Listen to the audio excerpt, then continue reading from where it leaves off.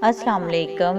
मेरे चैनल में खुश आमदीद। मेरे चैनल को सब्सक्राइब करें ताकि मेरी हर वीडियो आप तक पहुंच जाए। एक नौजवान था, उसने अपने वालिदैन की बड़ी खिदमत की। भाइयों से कहा कि जायदाद का हिस्सा मैं आपके सुपुर्द करता हूँ, वालिदैन की खिदमत आप मेरे सुपुर्द कर दें। सौदा कर लिया। चुनाचे उसने माँ बाप की खूब खिदमत की। माँ बाप फौत हो गए। उसने ख्वाब में देखा कि कोई उससे कहता है कि फलां पत्थर के नीचे 100 दिनार मिलेंगे, क्योंकि तूने माँ बाप की बड़ी खिदमत की है। पूछा, इसमें बरकत होगी?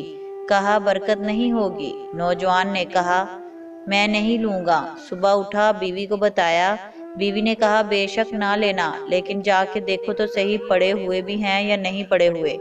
उसने कहा, जब लेने नहीं तो मैं जाकर देखता भी नहीं।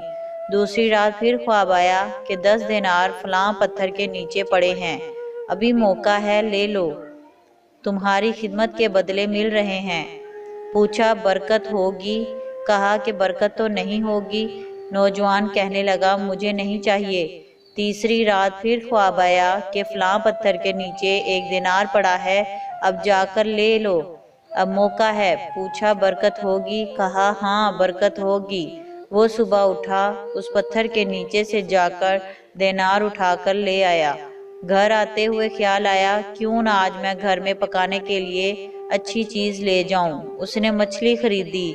जब घर आया और उसकी बीवी ने मछली को काटा तो उस मछली के पेट से एक ऐसा मोती निकला जिसको बेचा तो उनकी जिंदगी का पूरा खर्चा निकल आया।